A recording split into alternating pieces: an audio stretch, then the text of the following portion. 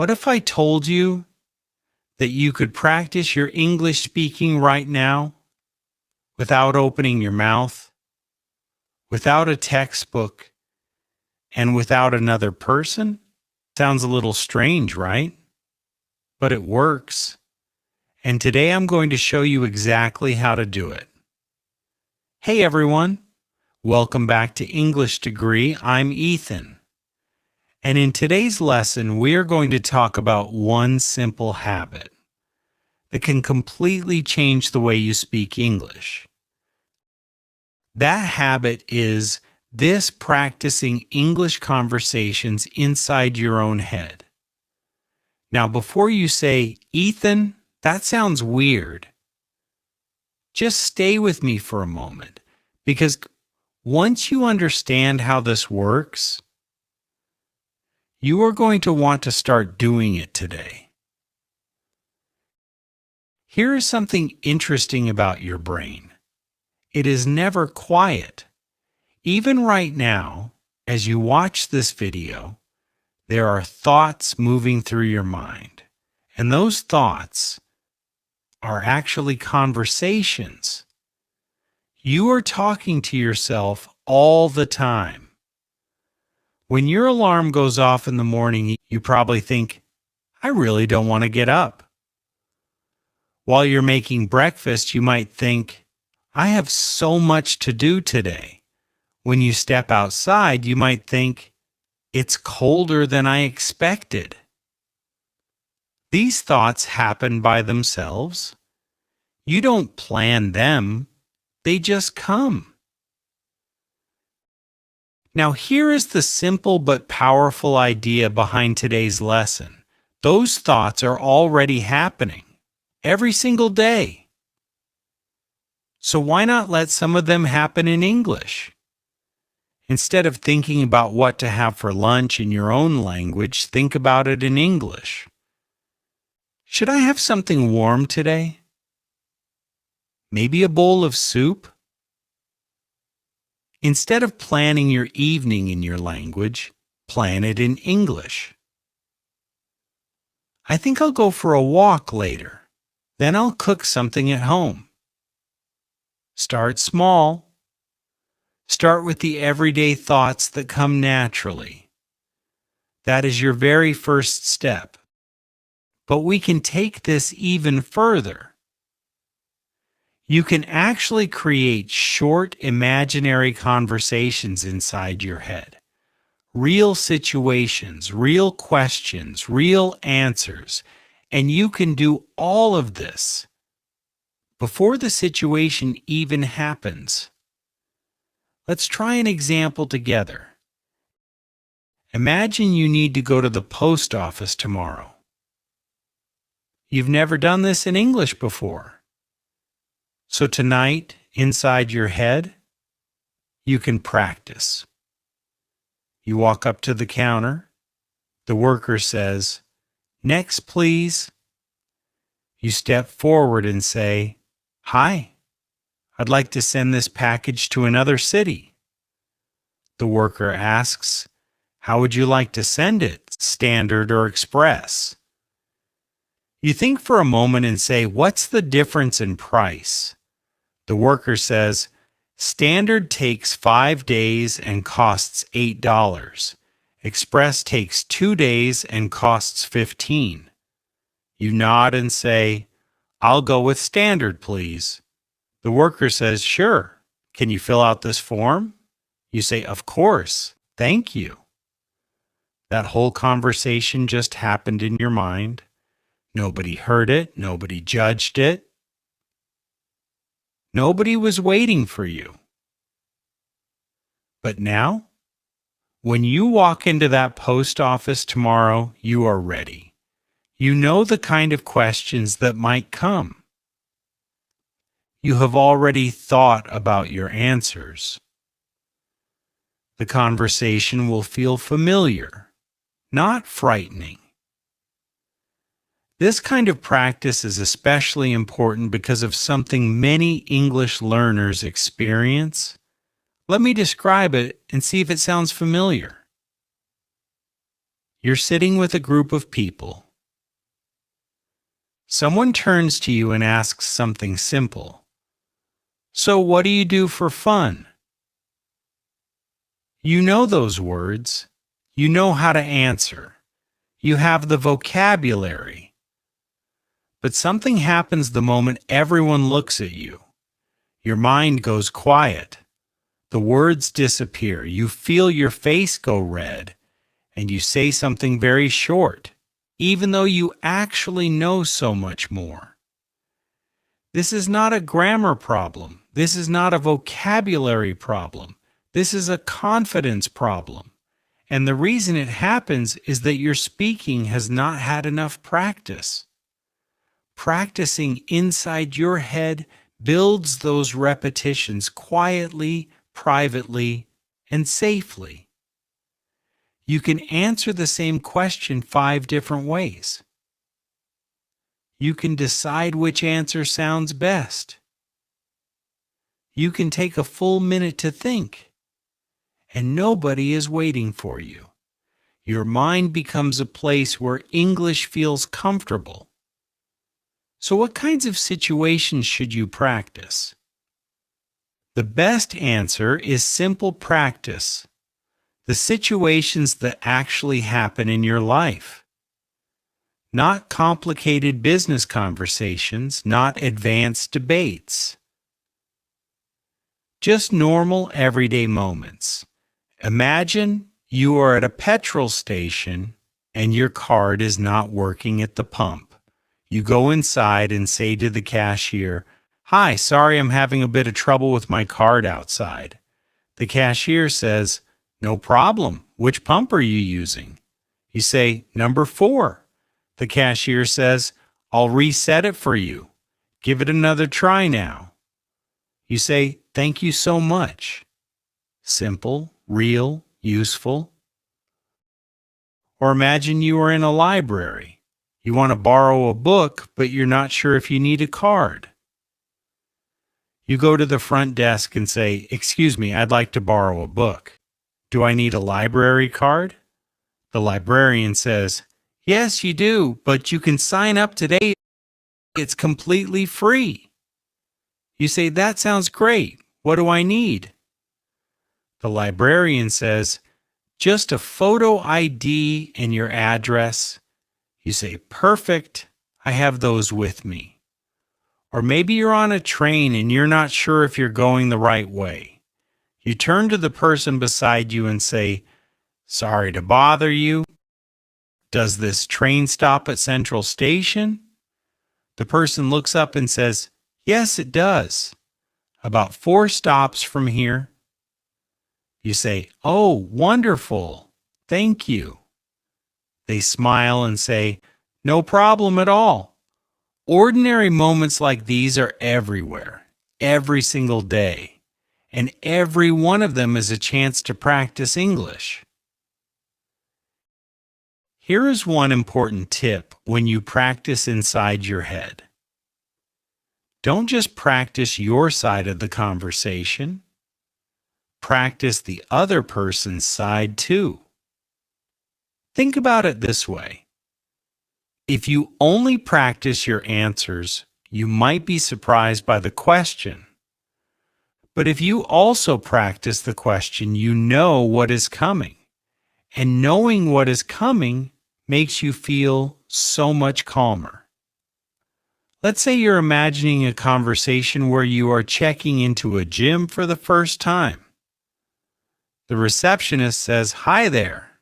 Have you been here before?" You say, "No, it's my first time. I'd like to find out about membership." The receptionist says, "Of course. Are you looking for a monthly plan or a yearly plan?" You say, "I'm not sure yet. Can you tell me the prices?" The receptionist says, "Sure. Monthly is $40 and yearly is $350. You pause and say, "Let me think about it. Could I maybe have a trial day first?" The receptionist smiles and says, "Absolutely. We offer a free trial pass." You see what happened there? You didn't just prepare one answer, you prepared the whole conversation back and forth, question and answer, surprise and response. That's what makes this kind of practice so powerful. You don't need to imagine every single thing that could happen. Just pick 2 or 3 questions that are likely to come up and prepare simple answers for them. That is enough. Now, I also want to talk about something that many learners do wrong, and that is trying to use language that is too complicated. When you're practicing inside your head, it can be tempting to build long, perfect sentences. You want to sound advanced, you want to impress. But actually, this makes speaking harder, not easier. Simple English is not weak English. Simple English is clear, friendly, and natural. Imagine someone asks you, "Why didn't you come to the team meeting yesterday?" You might feel pressure to explain yourself with a very long answer, but you can just say, "I'm really sorry about that. I had an unexpected family situation and I couldn't make it." That is clear. That is honest. And the other person will understand you completely. It's also really helpful to learn a few phrases that give your brain a little more time to think. These are phrases that sound completely natural, but give you a moment to breathe. For example, you can say, "That's a great question." You can say, "Let me think about that for a second." Or you can say, "I'm not 100% sure, but I think." These phrases are not weaknesses. Native speakers use them all the time. Imagine someone asks you, "If you could live anywhere in the world, where would you choose?" You don't need to answer immediately. You can smile and say, "Oh, that's a hard one. Let me think." Then after a moment you say, "I think I'd choose somewhere in Southern Europe, maybe Portugal. The weather is beautiful and the food is amazing. But honestly, I'd miss my family too much to stay forever." That answer is simple. It is personal. It sounds completely natural. Now here's another way to use mental practice, and this is my personal favorite. Before any important event in your life, use your imagination to prepare.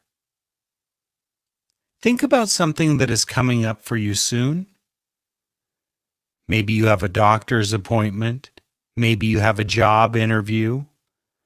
Maybe you have an important phone call. Whatever it is, you can rehearse it inside your head first.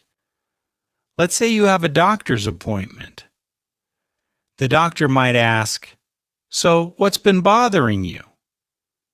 You can answer, "I've had a sore throat for about 5 days, and I'm also feeling quite tired." The doctor might ask, "Any fever?" You say, "I don't think so, but I've been feeling a little hot at night." The doctor might ask, "Are you currently taking any medication?" You say, "Just some throat lozenges, but they haven't really helped much." The doctor says, "Okay, let me take a look." When the real appointment begins, the questions might be a little different. That's okay. You don't need to be perfect. But you'll already have some useful vocabulary in your mind. You'll feel calmer, and you'll know how to begin. Let's also try a job interview. The interviewer might say, "Could you start by telling me a little about yourself?" You take a breath and say, "Of course. I've been working in customer service for about 3 years now. I really enjoy connecting with people and solving problems. I'm someone who works well under pressure, and I'm always looking for ways to improve." The interviewer then asks, what made you apply for this role? You say, I applied because this company has a really strong reputation for treating employees well, and I felt that my experience was a good match for what you're looking for. Don't try to memorize every single word like a script. Remember the main ideas. Remember one or two key sentences. In the real conversation, your words might change a little, and that is completely fine. That is actually how real conversations work. One more thing that makes mental practice even stronger is making small changes each time you repeat a conversation. Let me show you how this works. Imagine you are practicing ordering food at a restaurant. The first time you say, I'd like the grilled chicken, please. The second time you change the dish. You say, I'd like the pasta with tomato sauce, please. The third time, you add a small request. You say, I'd like the pasta, please, but could I have the sauce on the side? The fourth time, you ask a question. You say, does the pasta come with garlic bread? And the fifth time, something goes differently. The waiter says, I'm sorry, we've actually run out of the pasta tonight. And you handle it calmly. You say, oh, that's all right. In that case, I'll go with the grilled chicken. Same situation, small changes, different outcomes, and now you are ready for almost anything. You can also change more than just the words. Try changing the mood of the conversation. Imagine speaking to someone who is very friendly and relaxed. Then imagine speaking to someone who is very busy and speaks quickly. Imagine a quiet conversation in a small cafe. Then imagine a noisy restaurant where it's a little harder to hear. These changes make your mental practice richer and more realistic. Now, practicing in your mind is a wonderful tool, but your mouth needs practice too. So after you run through a conversation in your head, say it out loud. Here's a simple process you can follow. First, think the sentence in your head. For example, I'd like to book an appointment, please. Then say it quietly, almost in a whisper. I'd like to book an appointment, please. Then say it again in your normal voice with natural rhythm and feeling. I'd like to book an appointment, please. When you speak aloud, you might notice something interesting. Some words that seemed easy in your head are harder to say out loud. You might pause in a strange place. You might rush through part of the sentence. This is really valuable feedback. Now you know exactly what to work on. Try recording yourself on your phone. Play it back once. Don't listen for every tiny mistake. Instead, ask yourself, was my meaning clear? Did I pause in a natural way? Was there one part that I want to say better? Then choose that one sentence and record yourself again. Here's something important to remember. Speaking naturally does not mean speaking perfectly. Even native speakers stop and think. They forget words. They change their sentence in the middle. They say things like, well, what I mean is, or actually, let me put it another way. That is normal. That is human. And that is what real conversation sounds like. Which brings me to one more thing I want to teach you today, what to do when you forget a word. This happens to every single language learner. You are in the middle of a conversation. Everything is going well. And then suddenly, the word you need just disappears. It's gone. And you start to panic. But here's the thing, you don't need to panic. You don't need to stop. You just need a different way to say it. You can say, I can't remember the exact word in English, but it's a kind of tool you use in the kitchen. You can say, I'm not sure what it's called, but it's the thing you use to open wine bottles. You can say, let me describe it instead. These sentences keep the conversation alive. They show that you are a smart communicator, not someone who gives up when things get difficult. For example, imagine you forget the word thermostat. You can say, I can't remember what it's called, but it's the little device on the wall that controls the temperature in the room. The other person might smile and say, oh, do you mean a thermostat? And you say, yes, that's exactly the word, thank you.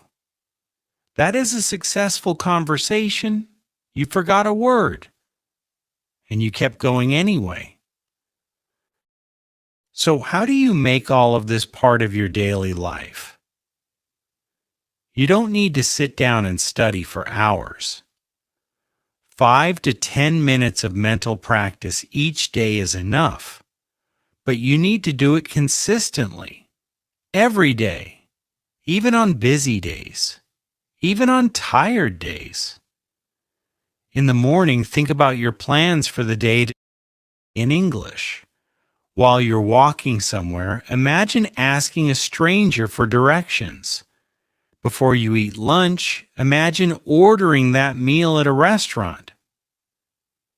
In the evening, imagine telling a friend about what happened today.